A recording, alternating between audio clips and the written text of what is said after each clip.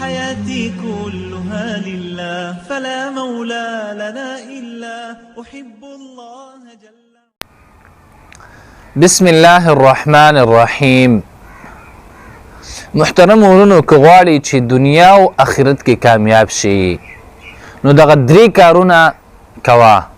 دا درې کارونه به ځان کې راوله. اول، نبی کریم صلی الله علیه وسلم فرمایي اتق الله حیث ما کنت.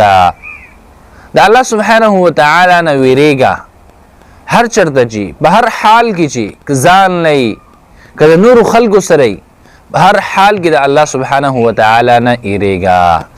دویم، واتبع السیئة الحسنه.